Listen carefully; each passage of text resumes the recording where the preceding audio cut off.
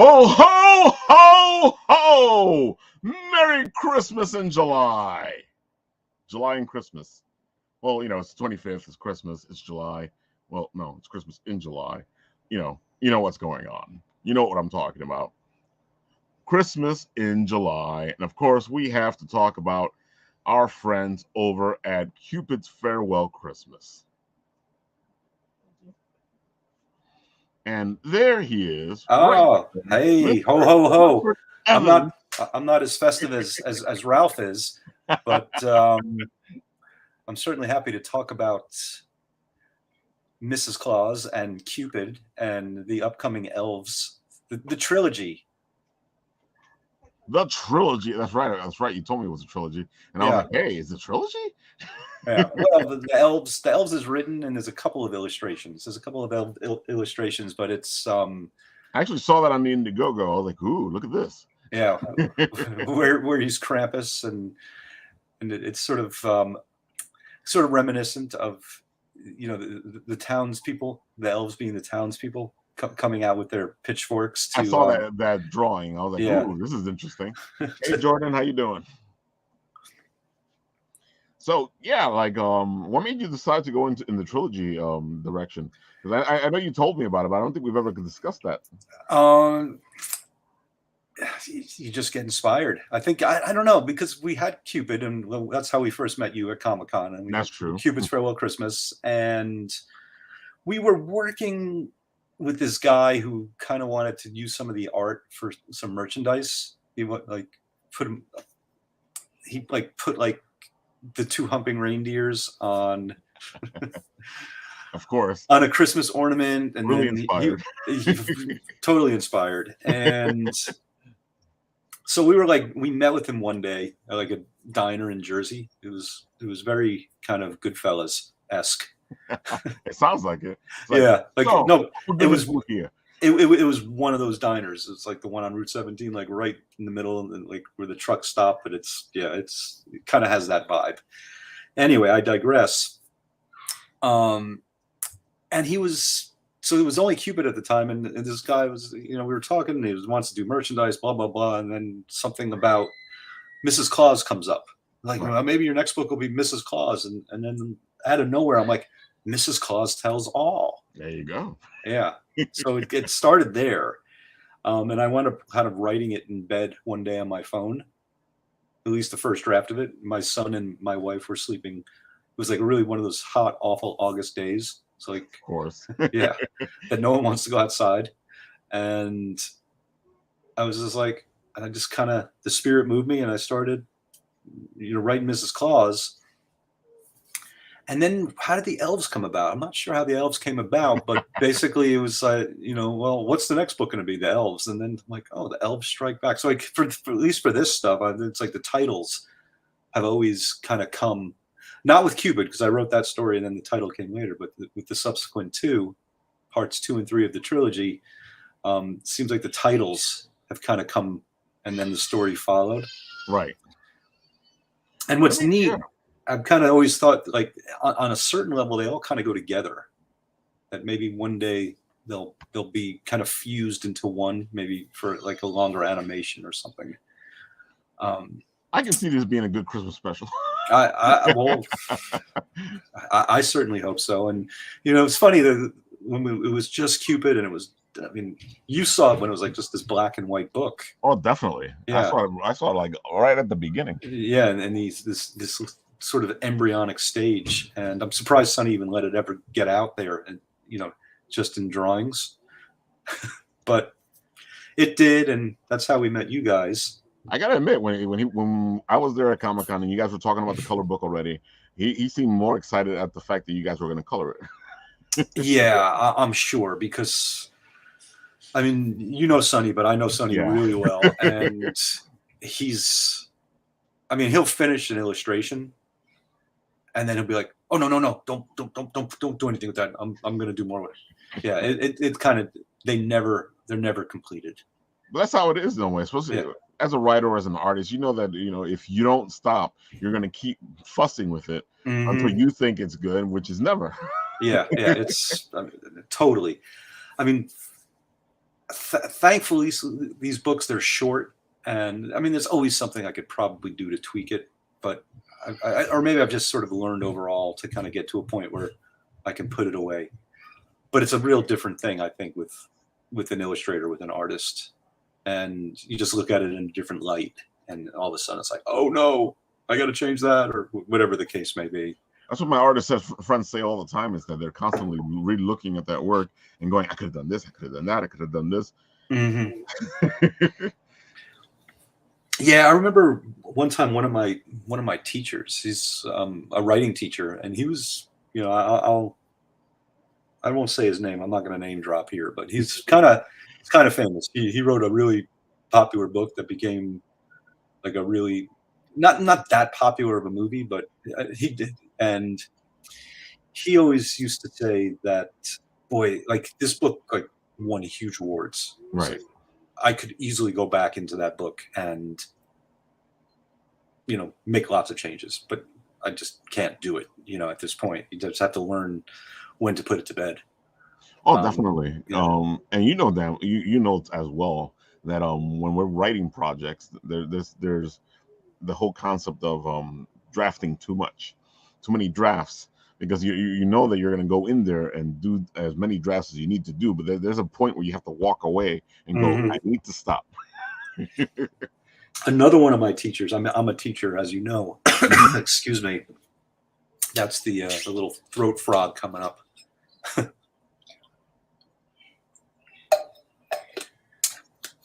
But another one of my teachers, he was like my advisor for my doctorate, and a really, really smart guy, and just like, and was really proud of the stable of writers that he shepherded into the world. Right. But his line, it wasn't his original line, but he used to say, he's like, the perfect is the enemy of the good. Yeah. Yeah, completely. I completely get that. Yeah. And I think there's a lot to be said for it, especially if you're, you know, whatever your art is, whether it's writing or illustration or whatever, you know, music. It's good is most often really good enough, and perfect is just basically it's you know, it's a slow death, I suppose. Because perfect never exists, because you can always make it more perfect and more perfect and more perfect. And what's that? There's that, like that old line that first thought, best thought, and then I guess the more you're moving towards perfection, you're getting away from that first, you know, where the inspiration first strikes, and it's just fresh and new, and the energy is all there. I don't know about you, but I find that if I keep a project with me too long, either it gets eaten up by another project, you know, you get cannibalized and go, wait, I could use that here and use that here. Or, you know, it becomes completely different than what it was in the beginning. And you know, sometimes it kind of loses something because of that. Yeah, and there's also the laziness factor, I suppose. It's like, oh, can I sort of impose this other thing on this thing? Yeah. Because I'm just because I'm really tired today, and I think I'm going to be tired for the next month. So it'll really seem like I'm making a lot of progress now. Oh, definitely. I know exactly what you're talking about. Yeah. Yeah. And then you're like, oh my God, what was I thinking? Why was I like, you know, trying to ram that in like this completely unorganic part of the go with this? Why did I think it? Yeah. I was just talking, I'm teaching summer right now, and I was just talking to students about this, and I said, you know, because they're projects, they're kind of like, it's summer, so I try to like combine things together and make it part of the process. And I said, well, don't let your second paper, don't be too beholden to the first one. And because you're just going to kind of be tacking on parts that don't, you know, and you're like, oh, I've hit my word count, I've hit this, it's great. But, you know, you just have all this tacked on stuff that is like completely inorganic.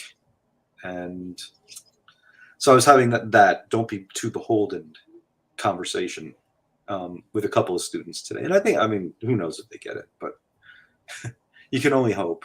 And they certainly give a good nod as if they get it. Exactly like that, Ralph. Oh, I can see that. I'm paying attention. That's why I'm nodding and I'm looking at you like I know the words that are coming out of your mouth. I completely understand. As Yeah. someone with ADHD, I completely get that. And there's 26 minutes left in the class, professor, until I can go. Yeah. Yeah, exactly. There's a whole other thought process happening. Oh, I know. Dude, Yeah. just as a writer, and Yeah. and I know you probably have had it, and I know because of my ADHD, it happens as well. Is that somebody's talking to you, and these thoughts and these story ideas and all this stuff starts to come into your brain while they're talking to you, and you're like, why now? Why are you messing with me now when I can't really do anything except pay attention to this person? Happens to me all the time, and I like to chalk it up to like, well, that's just good conversation happening. That's true. It's I can see that, it's yeah. stimulating the brain into having all these good thoughts and continuing the conversation, which always seems to happen when we get together. We cover all it's this like whole every time. from here. And especially when it comes to writing, it always feels good to have you on because it feels like we're getting into the nitty gritty, the why we do what we do. Like right now, I feel like we've already hit like 5 or 10 topics on writing itself. Yeah, or at least touched upon Exactly. the wisdom of others, and that I try to hold, just like that perfect is the enemy of the good. I was using that line with my wife, who's not. I mean, she has some creative moments, but I wouldn't consider her an artist. But she was kind of working on a project. She's from Poland, and she was working on a project that was important to her over there, like a family project, Right. and she was like completely obsessed with it. And I mean, she was showing me things over and over again. And it's just, and finally I used that line with her. I'm like, the perfect is the enemy of the good. Because she was just like, she was crazed about it. And it happens. Yeah. And I think so. I think we're sort of, a lot of us are perfectionists, and we're inclined. And I suppose on a certain level, it's also just sort of a fear of releasing it and letting others see it. It's probably part of that too. I agree. I think that's one of the reasons why I started doing the challenge, where people just throw stuff at me and then I get from it, because it's so organic, it's so at the moment. You're being thrown all this stuff, and you don't have time to sit there and go, what are we doing? We're like, let's just do this shit because who knows how this is going to work out. You need to put everything together and go. Yeah. There are times where you can actually think about the challenge, but most of the times it's just go, which I feel like helps out because, again, sometimes we get stuck in ourselves. Oh, totally. I think we're stuck in our heads so much when we're, and I guess I don't know. It's a matter of trust. There's so many different things, but I think that there's also that that introduction to the world, that kind of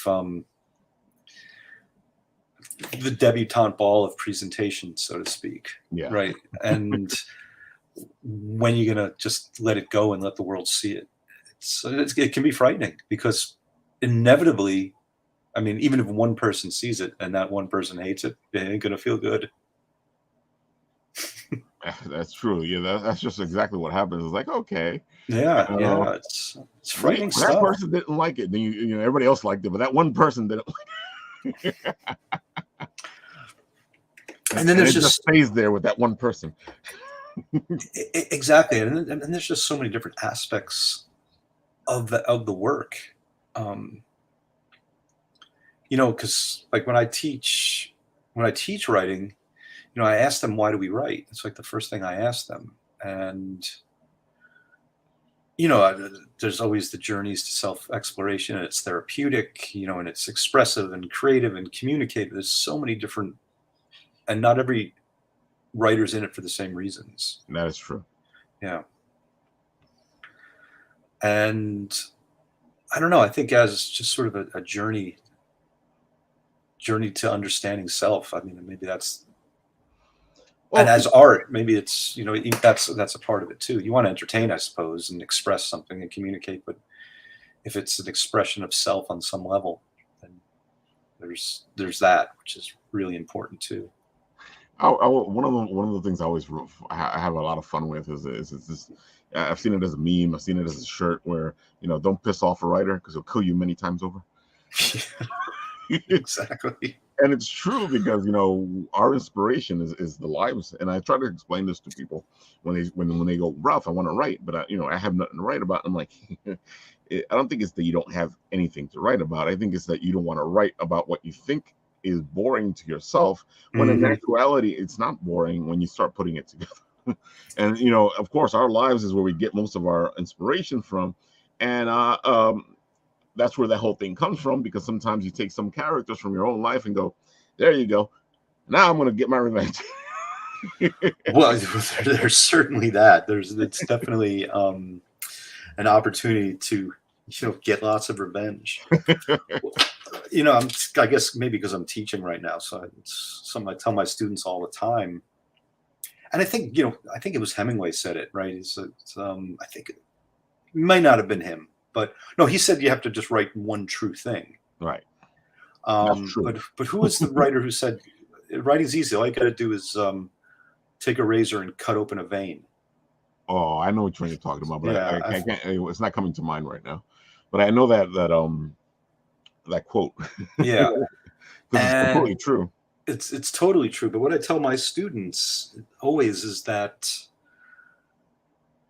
if you come to a door you don't want to open, you got to open that door. Yeah, and that's where the good stuff's going to come from. Exactly. Because if you're just dancing around, the good stories are not about happy people living happy lives. And it's there's a few fun times on the beach, but exactly. But then what happens? They go in the water and get eaten by a shark. There you go. But as we both know, it's just the hero's journey. You have the good, you have the bad. It's all going to be in there. The journey is what gets you to where you're going, and you can't just have good on this journey. How do you get to that good part? What happened after that good part? There's this journey happening that you actually have to write about in order to make a good piece, a living piece.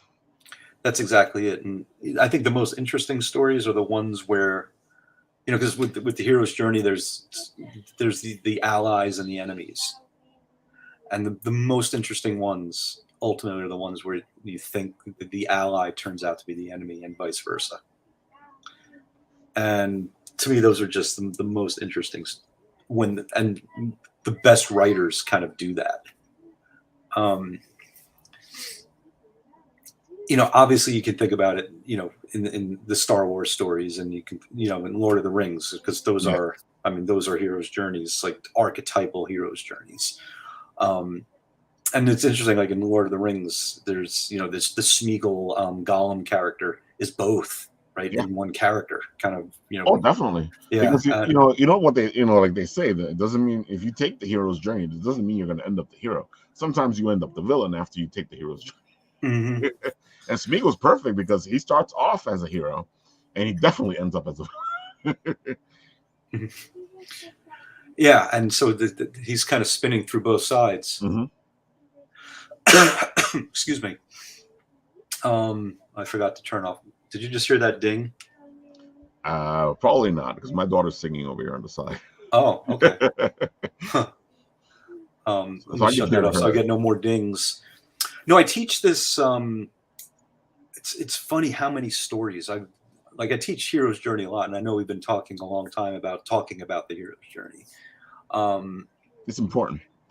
yeah. It's but the more I learn about it, and I taught, in my dissertation, I've kind of used a lot of Joseph Campbell, so I'm always just fascinated, and a lot of it was like his talking about fathers, because my dissertation revolved around fatherhood in a sense. But like Sherman Alexie, he has the one story, this is what it means to say Phoenix, Arizona, and that's a hero's journey.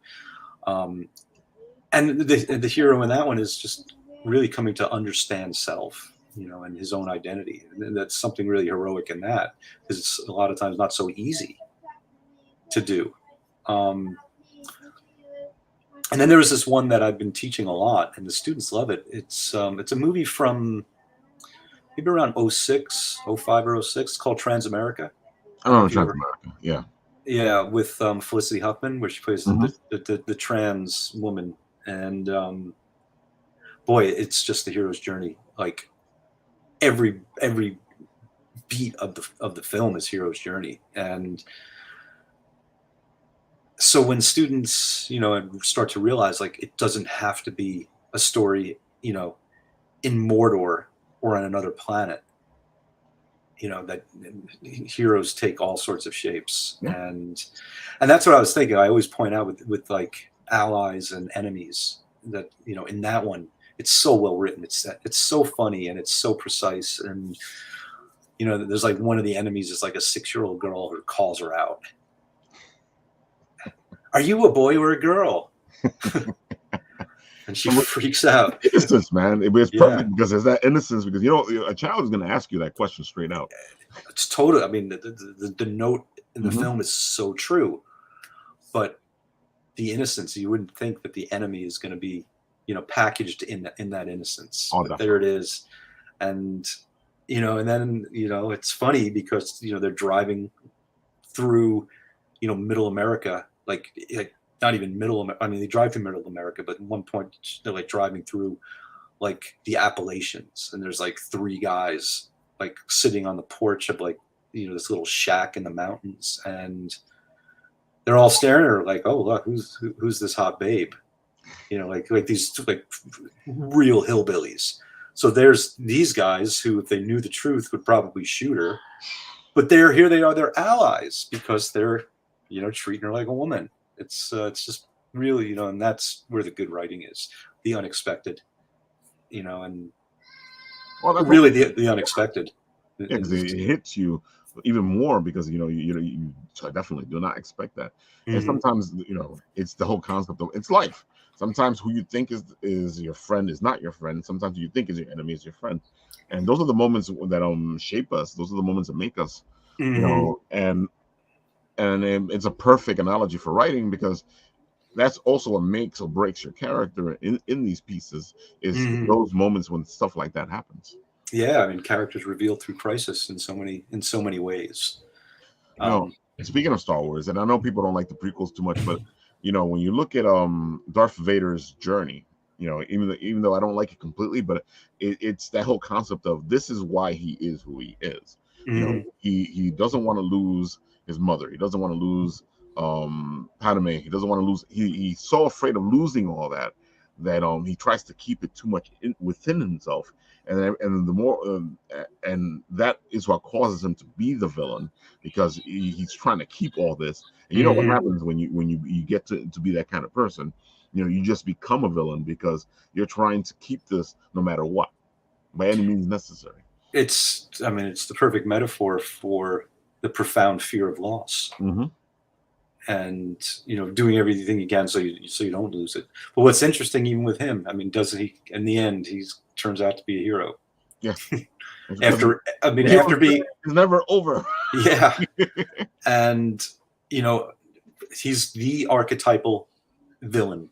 Yeah. Of all time, and in the end, his journey is it ends up heroically. Which is really fascinating when you think about that. Oh, definitely. Yeah. For all the flaws in those movies, and the ones people will probably be like like screaming, because I'm a fan, but I'm not. I see the warts and all, I suppose. I'm in the same boat as you. Like, a lot of people get really upset with it. Oh, I know. With the new stuff, like I'll watch the new stuff, and then I'll see my friend who's like, big Star Wars guy, and it's like this and this and this and this.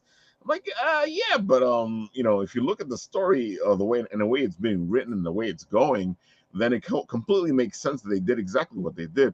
There's times where I'll go, oh yeah, they could have done this better, or they could have changed that around, or maybe they didn't have to do that. But most of the times you can see the story and you can see why it's entertaining. You can see the direction, why they chose that direction. And sometimes it's because it makes a better story. Well, when you boil those down, what are they in it for? They're not really in it for the metaphor, are they? No.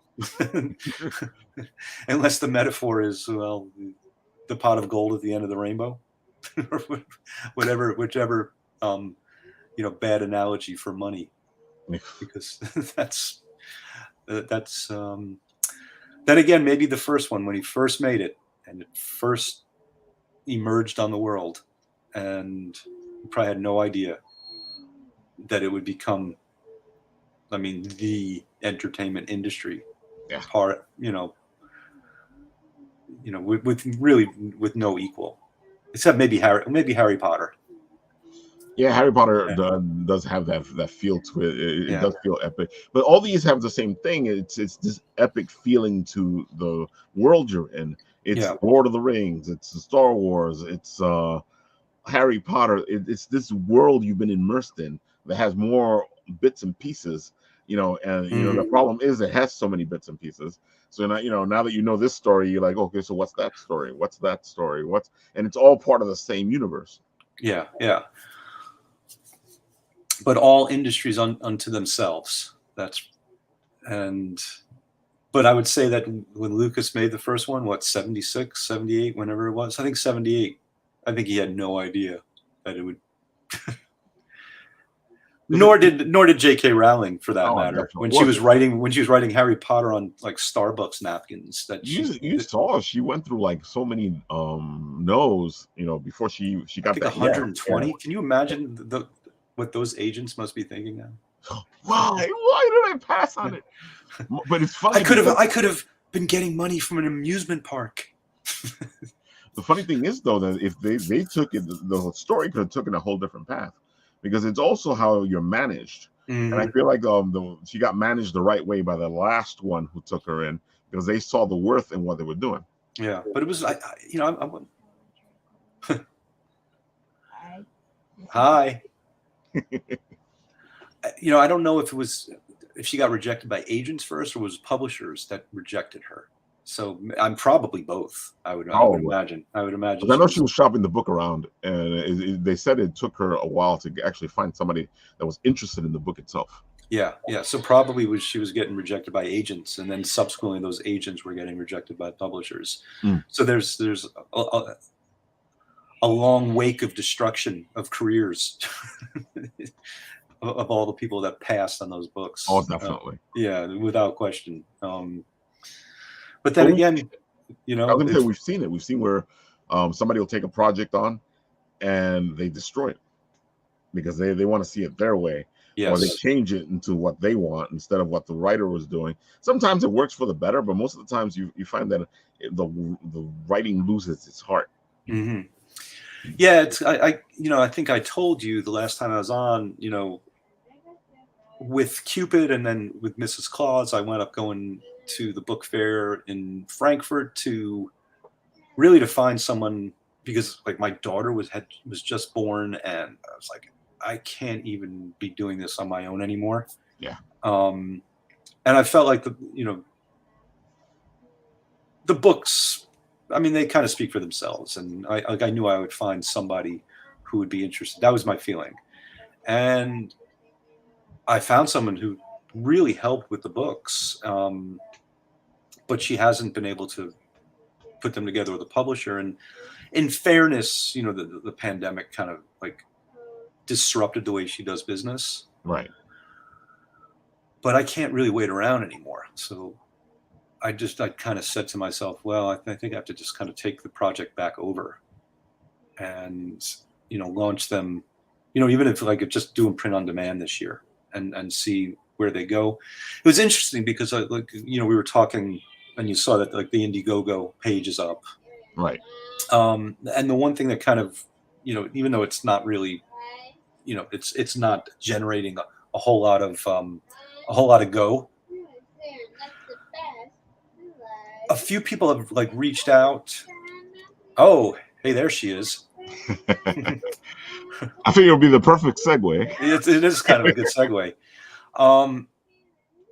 some really interesting like book reviewers who I think will be good for the project down the road will kind of reached out, and they were like really interested in it, and not for the Indiegogo thing, because it was just somehow I forget exactly the sequence of events, but it looks like once the books launch again,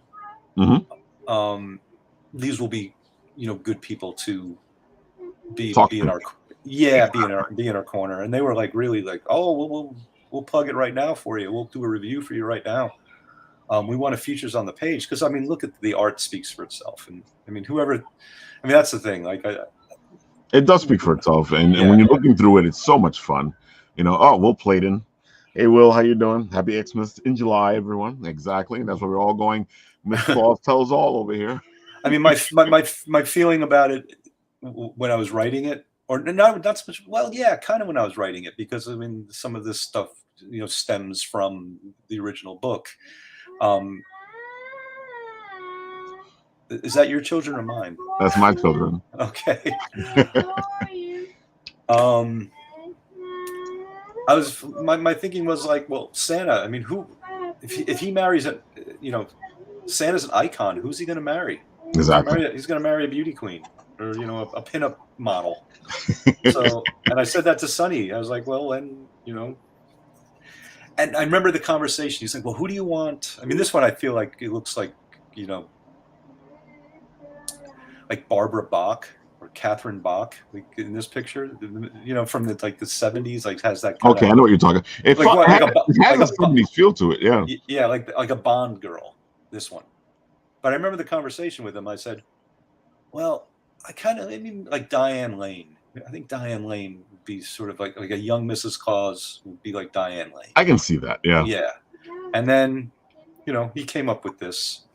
And I'm totally, and you can't see it here, but she's a model. There's a photographer who's cut from this picture right now, who's snapping photos of her. If you play the video, I guess. All right, let me let's the audience can take a look at this. Yeah. Yeah. Whoops. Yeah, it's gonna do this. I'm not sure why.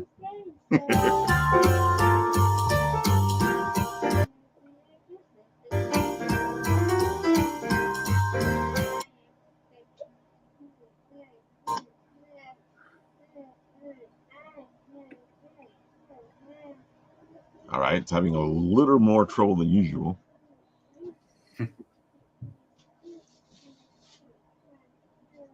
All right, Mr. Let's try that. You gotta love live TV, folks. You gotta love live TV. Commercial break. Exactly. All right, so let's see if I did that, if it goes through, which is funny because I just played this right before the show started just to make sure it was going to play right, and it played right.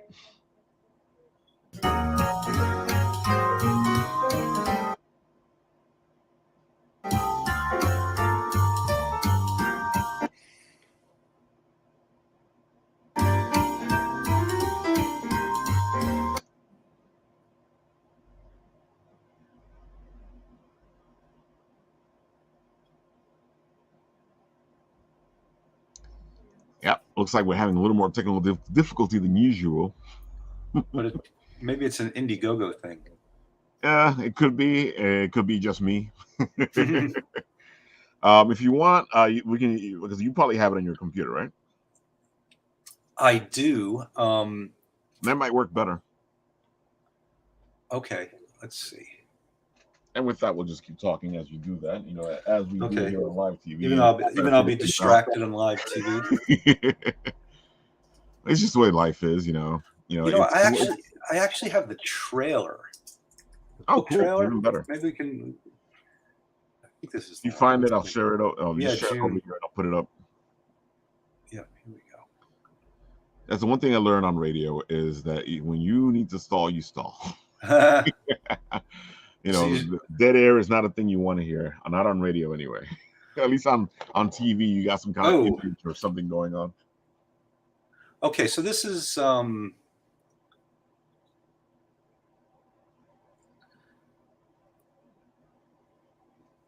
So this is not the Indiegogo video, but it's similar. All right. So let me see if I can. Should I just hit play? Well, you see the share button on the StreamYard? Oh, okay. There you go. You can share it through to there. Then I can share it up here on my side. Okay. So if I play it right now, it's going to share?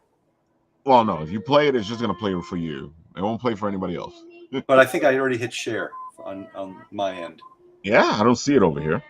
Oh, wait. Let me try it again. Oh, share screen. You have to hit twice. Yeah. Okay.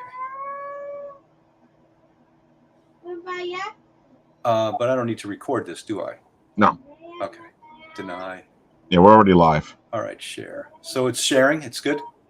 I still don't see you. Choose what to share. There you go. You got to choose it. I know I got to choose it over here. The window or what am I? It depends on where you are. Is it on your Windows or is it on something else? No, it's actually from. Well, maybe it's. I probably could open it on QuickTime Player, or from Keynote. So it would All be. right, so that's where you go to if you. So it'd be entire screen. Just leave it on the entire screen. Okay.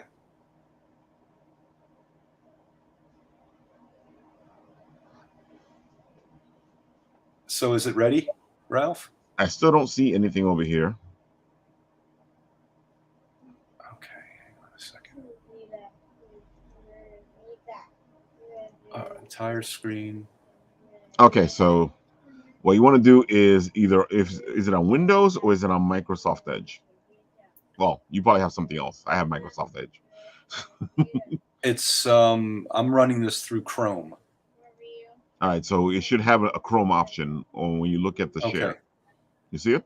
Yep. All right, so share from just okay, share StreamYard. Yeah. Okay, there we go. There we go. Hold on. Right. Okay, so the Keynote will work then. Woo! Infinity. Whoa, look at that. So you don't want to share StreamYard. What you want to do is share wherever your file is. This is a good infinity look, though. Okay. Oh, okay. Oh, you know what? Let me see if I can try to find the video file. Yeah, because I've taken. Believe me, when I first started using StreamYard, it was trying to figure everything out, and I've gotten comfortable now. I don't think I know everything, but it took me a while to figure out how to use StreamYard, even though it's actually pretty easy to get up and go with it.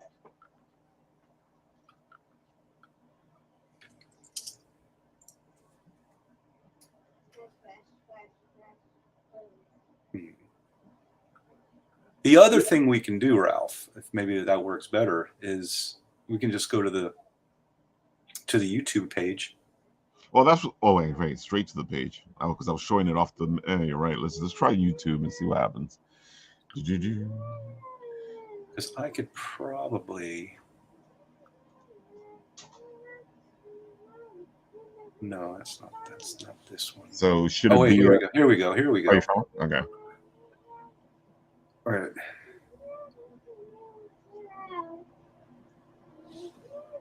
So let me open it up in Chrome because it's right. I have it through Safari, and then maybe that'll work. Yeah, then you have the option to share it on Chrome. Yeah.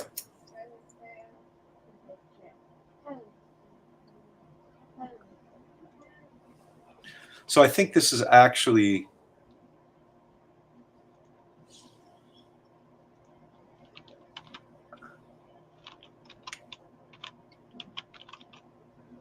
Okay.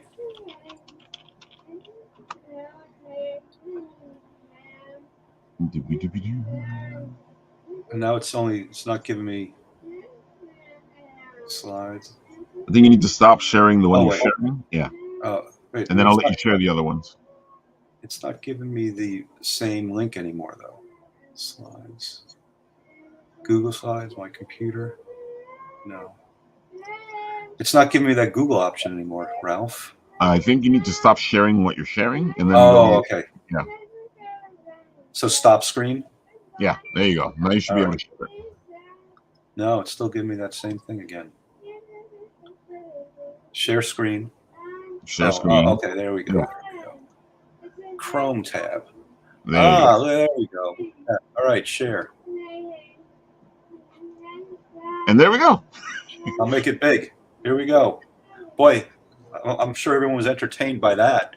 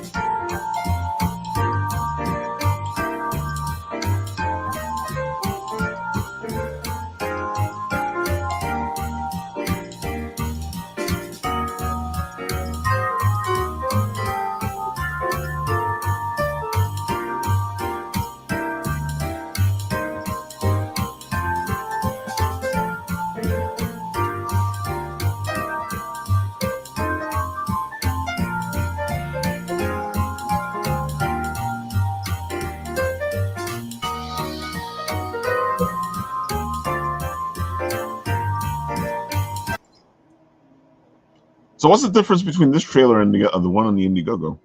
The one on the Indiegogo is, whoops, what's going on? The Unwanted Legacy. Stop sharing. There you go. StreamYard. Okay, the one on the Indiegogo is like a direct appeal, like to help fund it. Okay, because I was looking at this one and it looks kind of similar to the other one. Yeah, there's a lot of now. The other one has certain lingo, you know, about helping the Indiegogo go Indiegogo. Yeah. Yeah, it's like, you know, if basically, you know, send a few coins and we'll send you a book. Send some more, we'll send you 2 books. Yeah. Mm-hmm. You know, that kind of thing. So it's a little bit more of a direct appeal. This one, the one that was just on is just the book trailer. But for some reason, I feel like a little part of it cut off, like the last little joke, or maybe it was on the Indiegogo. I can't remember, but there's a little thing that flashes across the screen that says "Thank you and Happy Hanukkah." Yeah, and I didn't see it here, but I saw it's on the Indiegogo. Oh, maybe it's on the Indiegogo. Yeah, because they kind of, when I made them, they kind of blurred together. Well, it makes sense because you're making a whole bunch of different ones, but at the same time they're similar. So you're gonna lose track of which one is which. And I've done it myself when I do the little promos for the show. I'm exactly. Like, which one did I say this in? That's exactly it. So, yeah, but you know, it's cute, and I think the original trailer I did, and it's on the website. You have the website too, right? Yeah, it's over here somewhere. And the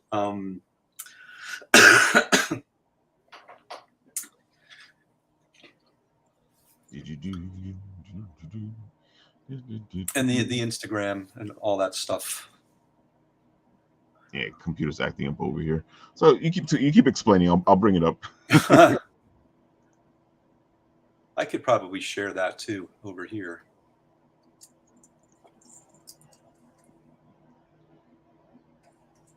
I'm surprised that my StreamYard isn't acting up. I can tell you that much. Because usually with this much stuff that I'm having back here, the StreamYard goes, all right, Ralph, we're kicking you off, and he's going to stay talking by himself. Let's see. So the StreamYard, I just... There's the Instagram. There's the Indiegogo. Where's the Facebook? It's over here. Here's this one.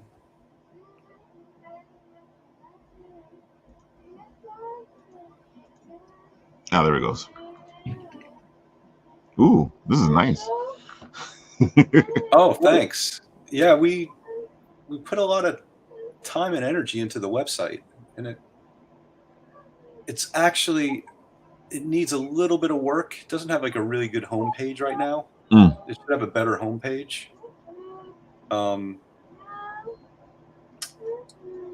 Oh, so this showcases a lot of the stuff that I saw on the Indiegogo itself. Okay. Yeah, and then it just has the books. And then it also has, contact. But then we have the e-cards, which are Oh, I fun. love your e-cards. They're a Yeah. blast. They're such a adult Christmas card to send.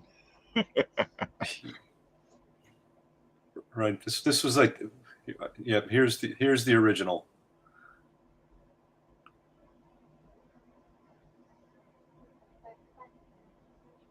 Oh, but we're not getting sound for whatever reason. Happens sometimes. I still haven't figured out why I get sound, why I don't get sound.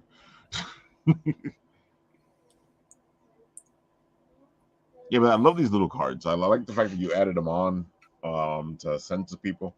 I know when I sent them, they were kind of a hit. So yeah, and we're going to push them a lot harder this year. That's the plan, and just to kind of get the whole project back up and running, because it really, I mean, we had a lot of momentum, and then the pandemic hit, and I think that when we were able to do Comic-Cons and like really interact with people, and it was, dude, man, we had so much fun. Like I remember at WinterCon when you had Nick there. Nick Claus. Those videos, I found them again because I want to use them. I want to like I actually want to take Nick Claus because just to go out a couple of weekends this year when when the books are up and out again, like maybe around Halloween. Dude, if you get a Nick Claus and a Miss Claus, it should be interesting. Well, you know who I totally would love to do Mrs. Claus. And if you're out there, we met her at WinterCon, Barbie Chula. Oh my God, Barbie Chula would be great as Mrs. Claus. Yeah. She would just be amazing, like, because she designs her own costumes, and she would knock it out of the park. I think we just saw her at Eternal Con. We also saw her at Brooklyn Comic Con, and she was just killing it. Oh, she kills it. Yeah. And when I first met her, it was at WinterCon. It was that WinterCon. Yeah, she was Krampus. She was Krampus, and then she was something else too. Mm-hmm. Like with Krampus, you wouldn't even know it was her. But then on the second day, she was like something sexy. But the first day, the Krampus, and then I said to her, I was like, "We're gonna have another book with Mrs. Claus, and I would love for you to be Mrs. Claus." And so, at some point, I'd like to reach out to her and see if she would be willing to do it, because my guess is she would love to do it. Oh, she loves that stuff. She had a lot of fun with it, and this is right up her alley.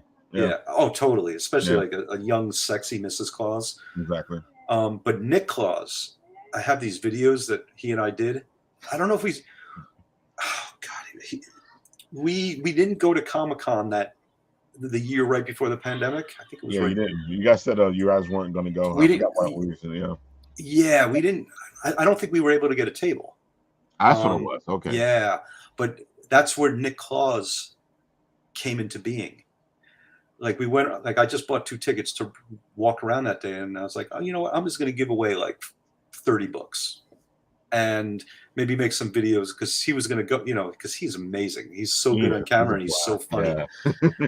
And at first, he was just kind of talking to people, and then I'm like, somehow the name Nick Claus came up, and I wish I had one of the videos here, but it's on the other. He's such a lounge singer type of guy. Oh yeah, it was fantastic, man. But then but just during that day, talking about characters, that day that character emerged, and eventually he started his whole shtick was, you just got to tell me how you got on the naughty list. Oh, I remember that. That was it. That was his line, and it was just a riot. And you're asking all these. He was talking like. We have a video that we cut into like this little episode, these little 30-second episodes, like I think like the merry misadventures of Nick Claus, and like this dude was like cutting the video for me, and he's talking to like a guy dressed up as Silent Bob, and they're fighting over a joint. It's hilarious. And then like he was talking to these South Park guys dressed up as South Park, and asking them, and then we got ones, because he's like always talking about like smoking weed too, but he's talking about like how do you get on the naughty list and smoking weed, and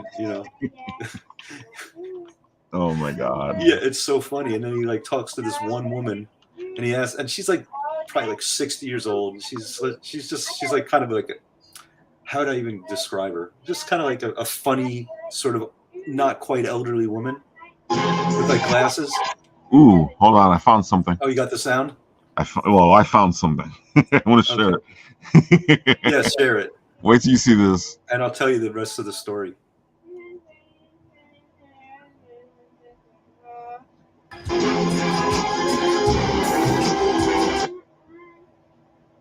Let's see if it goes well. This time around. Mm-hmm.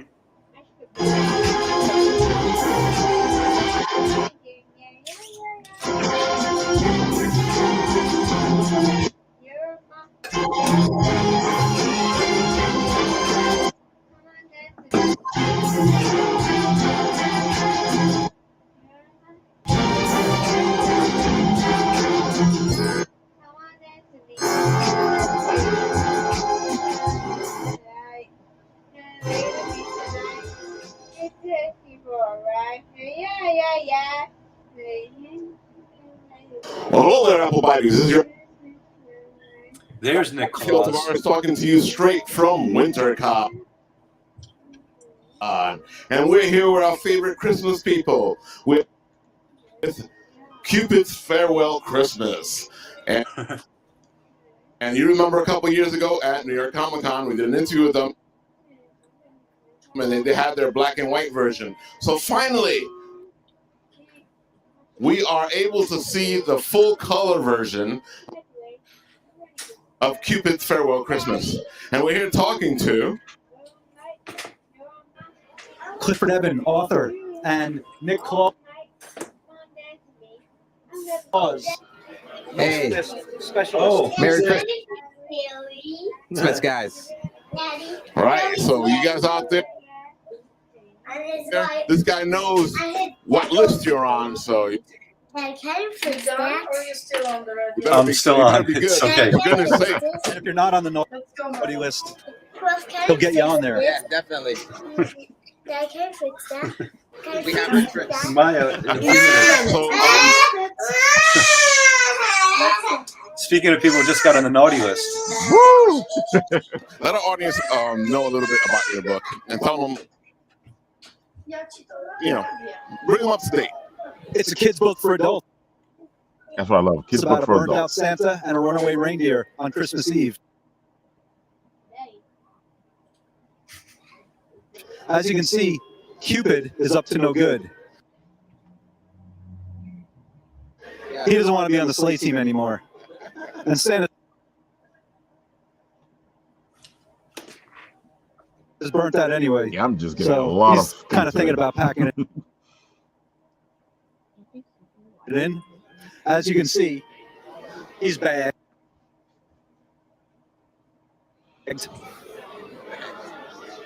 He's out of it. He's tired. He's just had it. He wants to be in Vegas. Let's be in Vegas. Or on the beach. You know,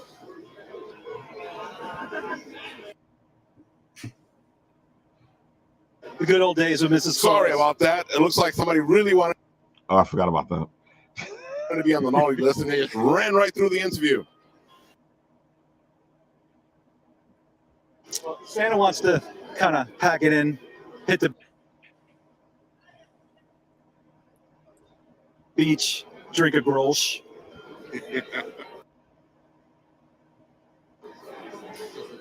he's tired of this.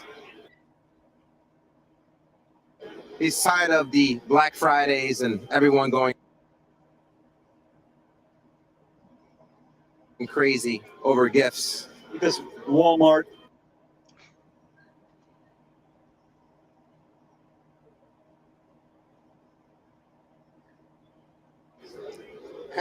Amazon, that fancy schmancy Apple stores, ruining his business. Yes.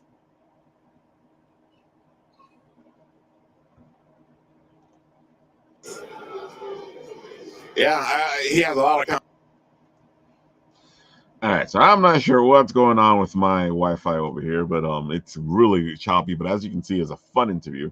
We had a blast. You saw a little bit of Nick there, and he was doing his thing, which I loved watching him at WinterCon. I think we even did a promo with him then. It's probably at the end of the interview. I'll put the interview in maybe Ralph. description.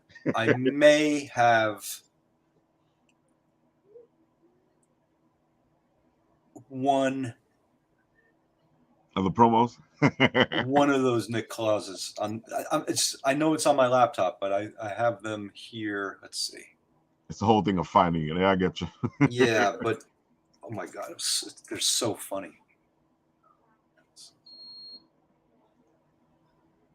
Let me see. Let me put this into the comment section. You guys can check out the video from the YouTube. There you go. Now everybody can go see the video. It's a great interview. It's our second interview with you guys.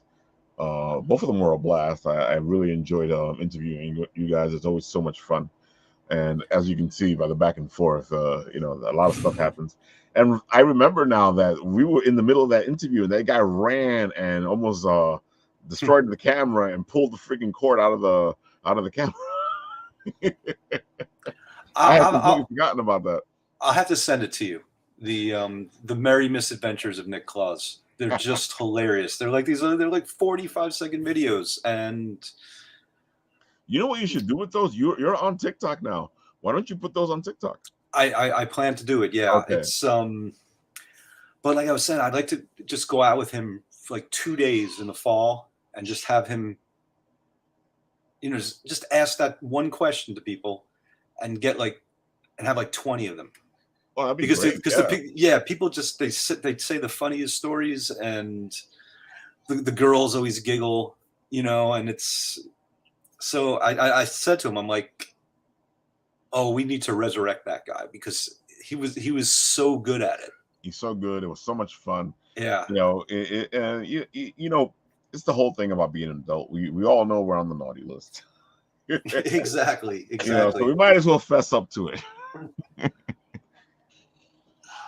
And that's just a great cosplay, man, dude. Oh, I know. Let me see. Maybe I have it here.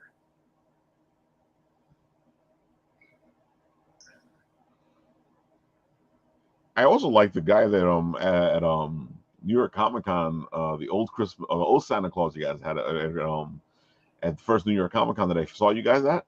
He was fantastic, especially because he had the shotgun with him.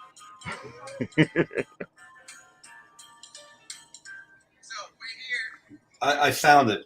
Can I heard him. I don't know. They're so funny, but it's on my phone. How would I even put this onto the screen? Should I just hold it up to the screen? We can do that. Let's try it out. It'll probably work better than us trying to play it the other way. Let's really be low tech here, Ralph. But it's worth it. It's so funny.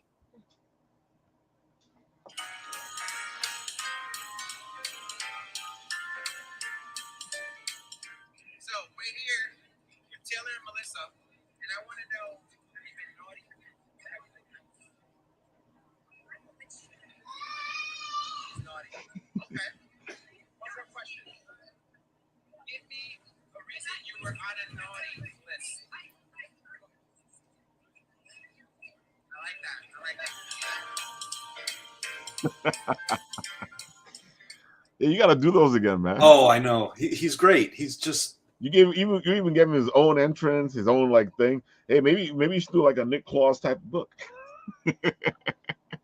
And well, that's the thing, because talking about Barbie Chula, here we are, 2018 WinterCon. Oh yeah, there we go. The one and only Barbie Chula. She's amazing. What do you got to say to the people? Be nice. She's naughty. That's a great one. I remember that. Oh, we had so much fun at that WinterCon. Oh, I mean, they're edited a little bit just for. Oh, that's how it is, man. I don't know where the one is where because I was telling you about the other one where he's talking to this old lady and he asks her how she gets on the naughty list, and she goes like this, she's she got on the naughty list for smoking weed, and then he pulls out a joint. You mean like this? And she just cracks up. Oh my God. Yeah, it's Dude, I love your books. I love your sense of humor, and I think that's what it is. The whole thing is that sometimes Christmas is imperfect, you know. And I feel like this gives you that feeling of it's still Christmas, even if it's not perfect. that's exactly, yeah. And certainly when you think about what Christmas has become, yeah. And that's the one thing I always hope with the books. You know, it's kind of, you know, it's making fun of Christmas in a lot of ways. Even Mrs. Claus, you know, the show can't go on without her. Exactly. But, you know, she's kind of responsible for the good and the bad. But in the end, you know, Christmas is about love. And, you know, that's the end of Mrs. Claus. That's what it's about. And, exactly. You know, it's like I can even show, like I brought the book up. Am I sharing right now? Wait, I think, no, you're not sharing yet. I don't know if I'm going to be able to show the slides. Maybe I will from my computer. You might be able to. Oh yeah, here we go. Maybe I'm going to do it. Oh, it's too big because it's an actual book. Okay. So I won't share it, huh? It won't share. The file's too big. Okay. But there was, you know, one of the last pages in the book. You know, well, if you have the book, you can actually show it off. Because it's not printed yet. That's the print file. Right. Yeah, that's the print file. This. Yeah. Exactly. So this is what we're hoping to do this year. Well, actually, this is what we're doing this year. It's not hoping; it's going to happen, even if it's just a print on demand. Well, you guys were able to pull it off the first time, you know, getting it done, and I think you'll do it. You'll do it again because I think it's a passion. It's a labor of love. And again, like I like the idea that it's an adult Christmas story. It's an adult kids, you know, fairy tale. And again, like we were just saying, it kind of like that whole encompasses the whole. It gets rid of that whole Christmas has to be perfect and lets you just enjoy Christmas. You know, dude, these memories are huge, and sometimes the worst Christmases are the Christmases with the best memories. What's comedy? Tragedy plus time. Exactly. So, do you hear the screaming upstairs, Ralph? Yeah, I know. That was so funny when she came down the stairs. I was expecting it. I was expecting it sooner, though. Well, she came down because I have a son too. I'm surprised he didn't come because he wanted to be on the show, but she came down in order for me to fix something. Oh, I thought she was gonna fix something for you. I was like, oh, she's offering. Well, if I don't fix something, she'll fix something for me. That's for sure. Well, we're at the mark if you need to go. So, guys, Cupids Farwell Christmas was a blast. Thanks everybody out there. It's going to be so much fun. You have to check it out. I put the Indiegogo link on the side. I put the interview link on the side. Go check it out. We'll have Cliff on again. We might even just have him on as a guest host, and we'll talk more about his stuff because I love talking to Cliff. And as you can see, we do a lot of good writing talking. We do, and I would love to come back on, and we will be back up and running in some shape and form this year. Just the last couple of years have been for everyone has been a strange time, and the project was out of my hands for a couple of years, and the pandemic. I remember, that's you guys were on the holding pattern, and you know, yeah, because it was it was an agent was handling them, the books, and it just didn't take off the way I had hoped, you know, under her direction. So exactly. I'm gonna, you know, take the project over, and I'll be in control of it. At least, you know, I'll know I'm doing something. Yeah. Sometimes having somebody help you with that stuff is good.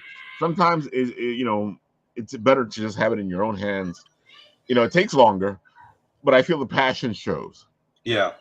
And she's very good and she's very connected. And I just, you know, I think her business in many ways got affected as well. And because she liked to do her business through book fairs, and she just couldn't do them for a couple of years. Yeah, because dude, we know this. A lot of the times, especially like in with the books and the comic books and all this and that, you get your book in front of somebody that can actually see it, and that helps out in getting the word of the book out there. Dude, if you would have never been at New York Comic Con, I would have never seen you guys, and That's exactly it. And I feel like these books, when people see them and they get in their hands, they just like, it's fun and they laugh, and it's funny. Santa just wanting to retire, and Mrs. Claus bemoaning the fact that she was responsible for those inflatable front lawn globes. I became a huge fan right away. We bought the book that first time we got a chance to buy the book. And I'm going to keep supporting you guys. I'm going to keep pushing things. Let's see what happens. And of course, we'll start setting it up now. We'll do some kind of special Christmas stuff for Christmas, maybe in November, so that you guys have time to like get it out there. Sounds perfect. And then maybe Sonny will be here, the illustrator, and maybe Nick Claus. Wouldn't it be fun to have him on? Good. Hey, if we get Barbara Chula on the boat, we'll have the whole party going. That would be a party, that's for sure. But yeah, it's always been in my mind because I still remember the conversation with her. I was like, "You're my Mrs. Claus." So I get what you're saying, and we have to get this thing up there. I love it. I love the first book. I have the black and white version. I have the color version. Sonny's a card, man, and I miss him. I haven't seen him in a long time. Yeah, he's on the West Coast and sort of in his little universe.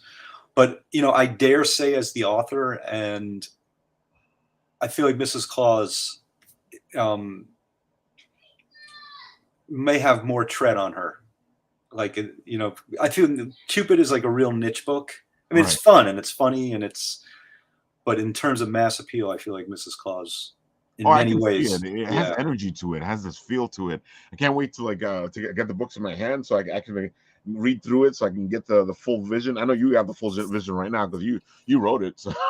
Well, you know what I'll do? You know what? I'll email you because it's a big file. All I have is the print file, but okay, you can read it. I'll WeTransfer you a copy of that print file. That sounds great, man. So you'll get a little advanced copy.